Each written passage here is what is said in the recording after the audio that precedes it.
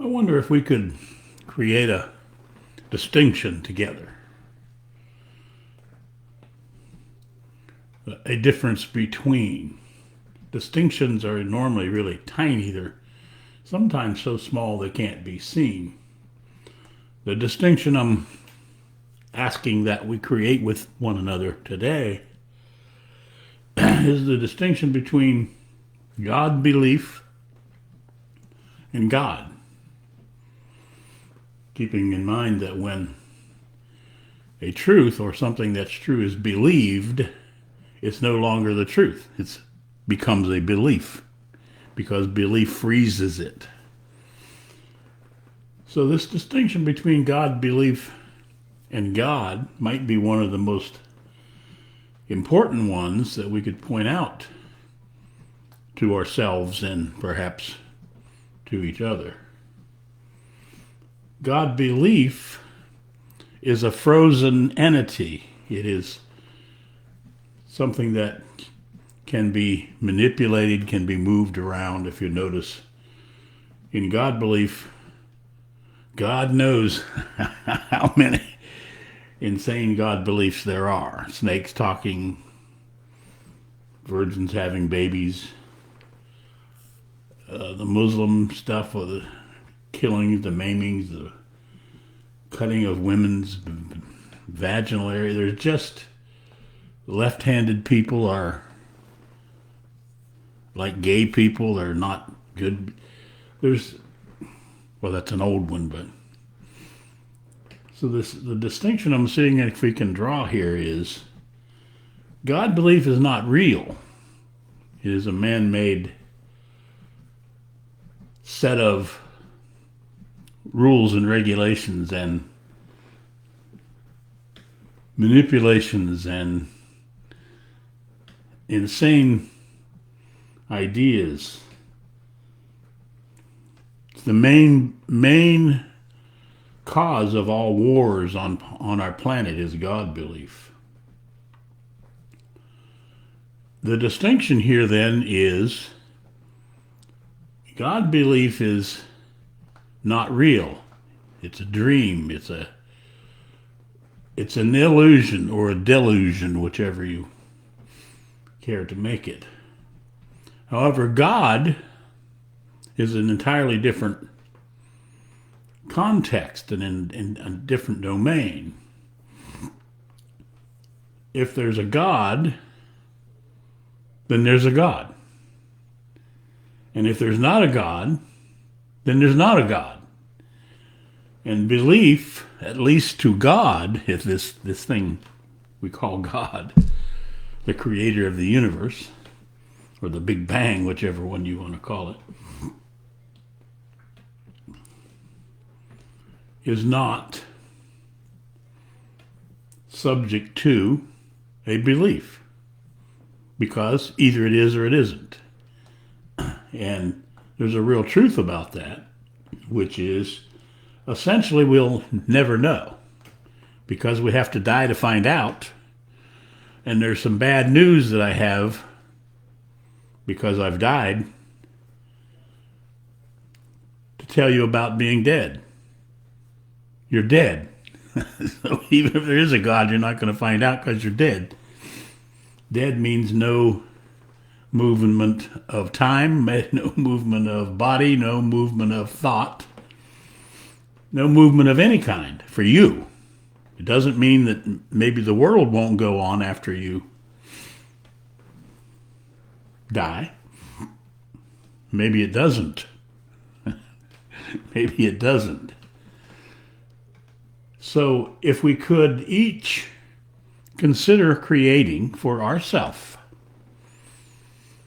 a distinction between the false, the illusion, the delusion, the dream world of God belief, where preachers can make millions and millions of dollars. That Joel Osteen lives in a $10.4 million home, drives an $11 million, drives or floats around on a $11 million, they say, yacht, has airplanes, he flies in the sky, all these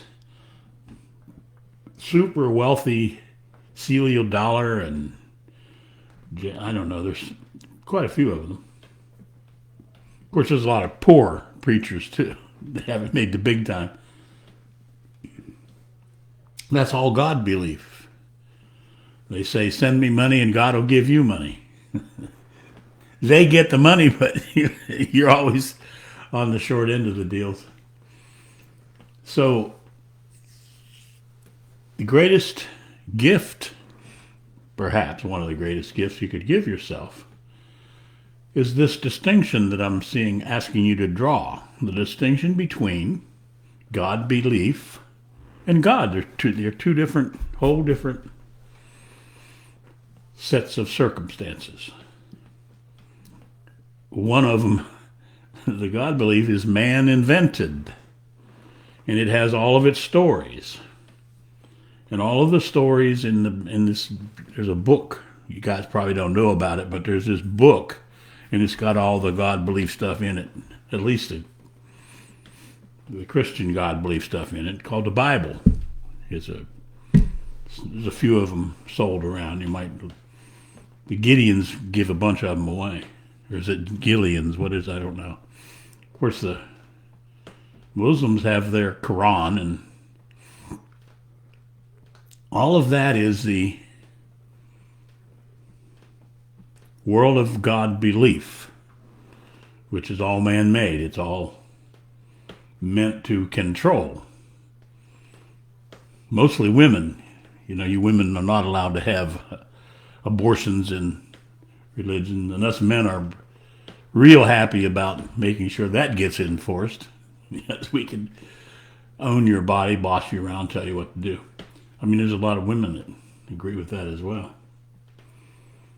So, moving on to this consideration here. I do not know what to do to get around your already conceived that you know everything about, yes, there is a God, and yes, snakes can talk, and virgins can have babies, and, well, whatever the Quran says. I've never read it. I taught the Bible for 2 or 3 years, so I have a little bit of, I could be called the Bible whisperer. For instance, the story about the talking snake and knowledge, and that's simply an analogy or a story about when we left the world of creation, intelligence, and truth, and made the leap over into knowledge and thought and belief. We ate the fruit of knowledge, and we've been stuck in the world of knowledge, thought, and belief, the world of God belief. I say that because it has the word belief in it. If you believe a truth, it is no longer true. It is then a belief. So if there's a God, the greatest insult, if you can insult a God, there's kind of a oxymoron right there. The greatest insult you could ever impose on her is to believe it. Because when you believe it, you make it no longer true. And then you can make up your own rules. You can tell the God what it is that you want it to tell us to do or not do, and then you can change it around whatever way you want to. If you listen to any of these TV preachers, you can they tell you about what the Word of God means, and they translate it for you. So I'm getting a little bit off of this conversation I really cared to have. Is it possible for you to create a distinction saying that if there's a God, there's a God, and if there isn't, there isn't? And if you hold a God belief, then you're living an invented by you a dream world, a world of lie. world of steal, a world of cheat. It's a world that can, well, we won't get into Donald Trump, bring a sexual molester and make him the leader of. I just said, see what a liar I am? I said I wasn't going to get into it, and I did it immediately. Oh, I don't know how I got so stupid, but I did a pretty good job of it. Perfect job of it, as a matter of fact. So if you could consider this, so I'm quite aware that I'm speaking with people who know everything. They already know everything. They're not. Most of 41 years and 1,000 million, is there such a thing as 1,000 million? Words I have spoken about these things. Everybody already knows everything. They're already lost in belief. This world has been lost in knowledge, thought, and belief. Now, I don't know how many thousands of years, but thousands of years.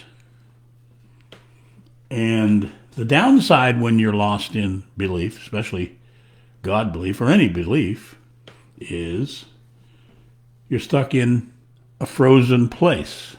It can only repeat itself. There's nothing new in it. You'll hear many people say there's nothing new on planet Earth. That's because inside of thought, inside of knowledge, inside of belief, there is nothing new. It is all of the past. It's all our history. And at least for thousands of years, what we have been doing in our present, in our now, is we have been taking our history, slinging it like a slingshot, over into our future. Now, there's an obvious downside to that. If, and it's not even an if, but given that in our present, in our now, we are taking our history and throwing it into our future, you call that what's that called? Predestined. Then guess what we're not doing in our present? It's pretty obvious, isn't it? We're not living in our present. Instead of living in our present, we're taking our history and throwing it into our future. You see? So we are never actually alive, what I call alive, if we could create another distinction. What I call alive is to be living in the present right now. Not stuck in our past and not throwing our past into our future, but living in our present right now. Boom, right now where we are. Oh, there we are. You see? We can't do that when we're stuck in knowledge. And as our famous book that we spoke about here talked about thousands of years ago, I'll say some things and then move them around a little bit. We moved from the Garden of Eden into the fruit of knowledge. Now I'll put it in today's words. We moved from creation, intelligence, and truth, boom, into knowledge, thought, and belief. We ate the fruit of knowledge. So is it possible? And this is huge. There may not be any larger thing I've spoken about. And everything I speak about is large, by the way. Bigly. It's bigly large, to put it in today's world so that everybody can understand it. Well, please don't understand it. Understanding is the booby prize. Understanding is as far as knowledge, thought, and belief can go. From understanding, if you use it as a springboard, a diving board, and dive off of it, then you can discover what creation, intelligence, and truth is. The ability to see your own stupidity manifests when you see your own stupidity. That's the birth of intelligence. So we're at 15 minutes right now, and I have failed miserably. Rambling on, going left and right and up and down. So I'll end with this. Is it possible for you to create a distinction, a tiny little space between, that's an actual space between God belief and God? Allow God to still be alive, or dead, whichever he is. There it is. It's the truth of it. And God belief, which is an illusion, a delusion, a money-making, keep you under control, make sure all the women obey, lay down when we tell you to lay down, and get in the kitchen when we tell you to get in the kitchen, and be barefoot when you get the picture. So what is your consideration about this? Am I crazy as a bed bug? Well, yeah, I am, but I'm not sure because I've never met a bed bug. Crazy, yes. So I'm inviting you to take a look at. Right now, I'd say two things. The first thing is that you know everything. If you can discover that you don't know everything, then perhaps you will create. By the way, create can only happen when you don't know anything, because it comes from nothing. Create a distinction between God, in order to leave God alive, and God belief, so that you know that God belief, you religious people aren't going to like this one, God belief is taking a knife and driving it right through the heart of God and killing him and making him a belief. And then you can mold him, use him as Play-Doh, collect him, make him in any way, or her. The probability is God's a her. Who else would give us 10 commandments and think we're going to follow them? So obviously, you might need to consider creating this distinction that I speak of, because it has a ramification that is many times greater than what you consider. Because if you can do it, you will discover the difference, the distinction between truth and belief. You will discover that if you believe a truth, it's no longer true. Except in the physical world. In the physical world of build them, 12 inches is 12 inches, 16 inches is 16 inches, a foot is a foot. Car is a car. Well, really, even that's not the case. It's just the word we give to it. When I realize my failure, I keep seeing if I can reverse it. So, the distinction between God belief, which is an illusion, a delusion, a money-making, woman-controlling function of insanity, and God, which is either there is one or there isn't one. Only the truth makes a difference. You might be surprised to hear that if there's a God, that God would only care for you to deal in what is true and what is a lie. Because if you speak the truth impeccably, perfectly, you live in heaven.